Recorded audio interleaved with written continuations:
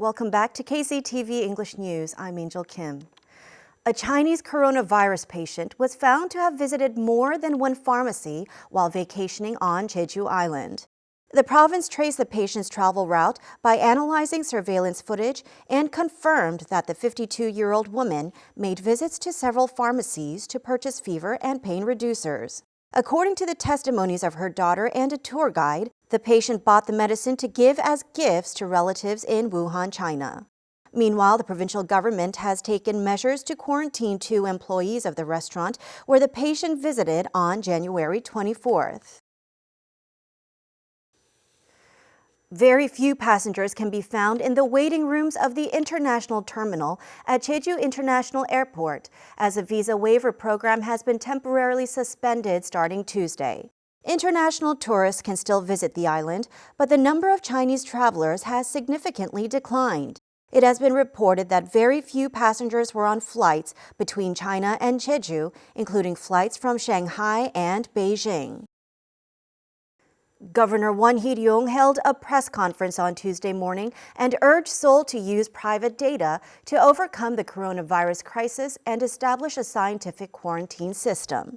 The governor stressed the need to actively use private big data, such as information to the base stations of mobile phones and credit card payments, as interviews of patients and CCTV are limited in identifying the path of confirmed patients.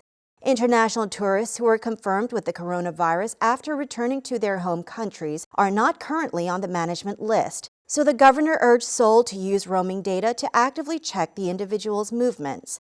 He also stressed that international cooperation should be strengthened to provide information from online platforms such as Baidu, Alibaba, and WeChat to trace the locations of confirmed cases. Jeju Island is preparing countermeasures as the spread of the coronavirus is feared to adversely affect Jeju's economy and tourism industry. The province plans to form a joint task force team with experts in finance and economy within the week and also assemble an economic cooperation organization covering the economic and industrial sectors within the province. As the number of international tourists is expected to decrease due to the temporary suspension of the visa waiver program, Jeju will focus on attracting domestic tourists and offer practical measures to support the tourism industry and small business owners. We are hoping to see that the economy will overcome the current crisis. January 2020 was the warmest month of January on record. According to the Jeju Regional Meteorological Administration, the average temperature of January was 9.2 degrees Celsius in Jeju. This year, January broke the 1972 record of 8.3 degrees Celsius. Jeju City hit 8.9 degrees on average, and the average temperature in Seogwipo was 9.4 degrees.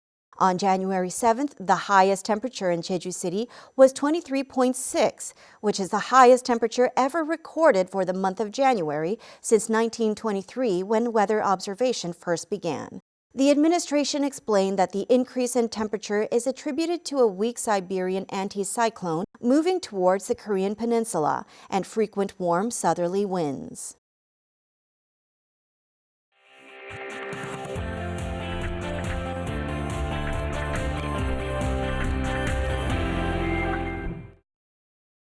This week on Jeju A to Z, Todd Thacker takes a brief look at an upcoming traditional lunar calendar observance that is associated with the annual Jeju Fire Festival.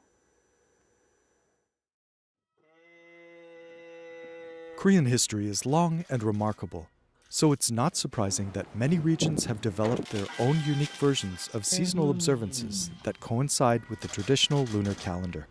A case in point for Jeju is Jeongwol Daeboram, or Great Full Moon Day. This observance falls on the first full moon in the lunar calendar. In 2020, that's this Saturday, February 8th. It's connected with the very popular Jeju Fire Festival, which is normally held in early to mid-March at Sebeol-oram, southwest of Jeju City. Jeongwol Daeboram has traditionally had a number of important associations for farmers and villagers, particularly in predicting good fortune and abundant crops. One such ritual is called Daljib Teugi, or burning the moon house. According to the Encyclopedia of Korean Seasonal Customs, young villagers would build a house on a hill using straw, pine needles, and tree branches. They would then set it on fire. Based on the direction the structure collapsed, they would make predictions about good or bad fortune for the year. More generally, Jeongwol Daeborum was a time to celebrate community. The people would come together to enjoy good food, listen to music performed by the farmers themselves, and compete in folk games like village tugs of war. In advance of the tough farming season ahead, building a sense of unity was essential for the well-being of all. You might be wondering how the Jeju Fire Festival is connected to Jeongwol Daeborum. Well, prior to 2013, this Jeju celebration was held around this time of year and called the Jeongwol Daeborum Fire Festival. Inclement weather, though, prompted organizers to permanently move the event to March. One final note. In order to help prevent the spread of the coronavirus, organizers have postponed the 2020 Jeju Fire Festival. We'll have more information for you on KCTV English News as it's announced. Todd Thacker, KCTV.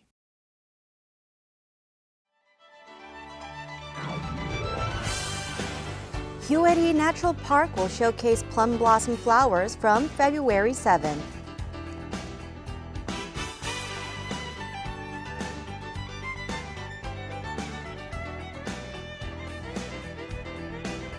Enjoy a unique and modern take on the works of Van Gogh at the Bunker de Lumière.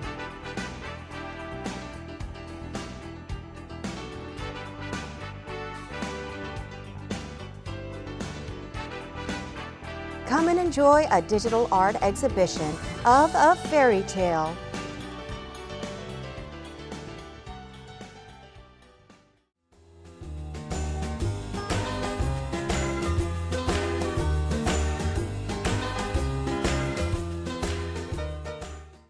Taking a look at our weather, looks like we'll have cloudy conditions tomorrow. For the details, here's your forecast. The morning low in Jeju City will be 1, and the afternoon high, 5 degrees.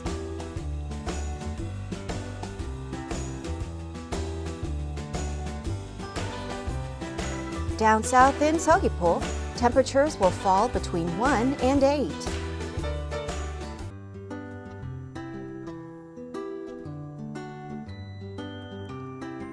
The low before lunch in Seongsan will be -1, and the high in the afternoon, 5 degrees.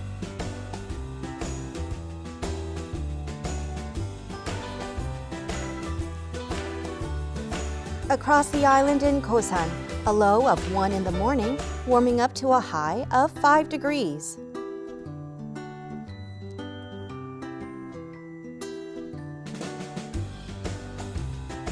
Up on the mountain at Songpanak, the morning low is at -1 degree, topping off at 1 degree in the afternoon.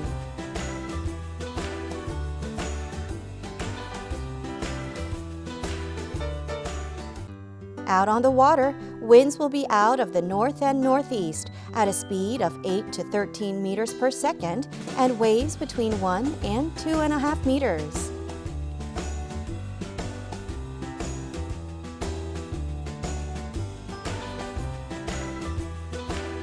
Here's what's coming up.